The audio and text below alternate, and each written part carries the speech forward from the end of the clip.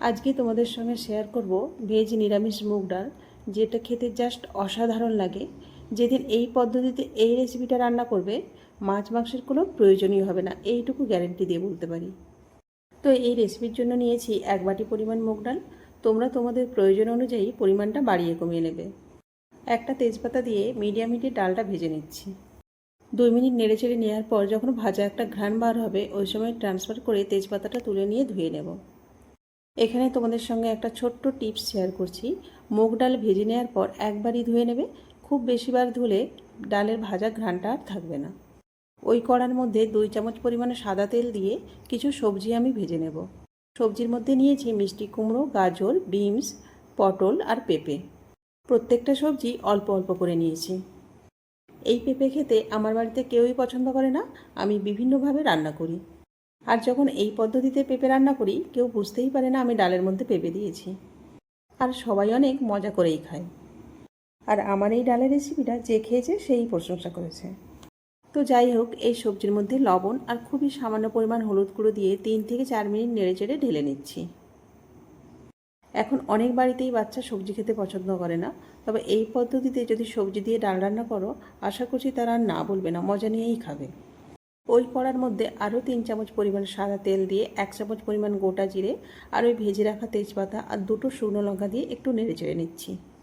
কয়েক সেকেন্ড নেড়েচেড়ে নেওয়ার পর আদা আর কাঁচা লঙ্কার পেস্ট 2 চামচ অ্যাড করছি।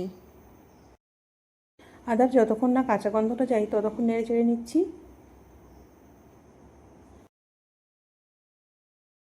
তারপর অ্যাড করছি পরিমাণ মতো হলুদ গুঁড়ো, একটা ছোটো সাইজের টমেটোটা একটু ছোটো করে কেটে নিয়েছি।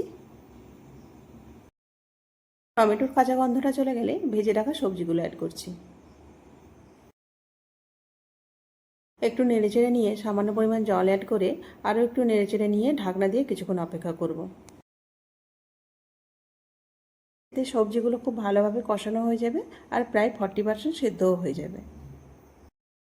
3 মিনিট পর কভারটা খুলে একটু নেড়েচেড়ে নিয়ে ধুয়ে রাখা ডালটা অ্যাড করছি।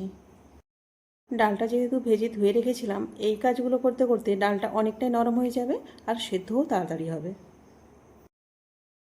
ডালটা ওই সবজির মধ্যে 1 মিনিট নাড়িয়ে চাড়িয়ে নেওয়ার পর পরিমাণ মতো জল অ্যাড করছি। মানে সেদ্ধ হতে যে পরিমাণ জলটা লাগবে সেই পরিমাণ জলটা দিয়ে কভার করে মিডিয়াম হিটে রাখবো। 15 থেকে 20 মিনিট পর কভারটা সরিয়ে দেখাচ্ছি। ডালগুলো গোটা গোটা অবস্থায় আছে, কিন্তু খুব ভালোভাবে কুক হয়েছে।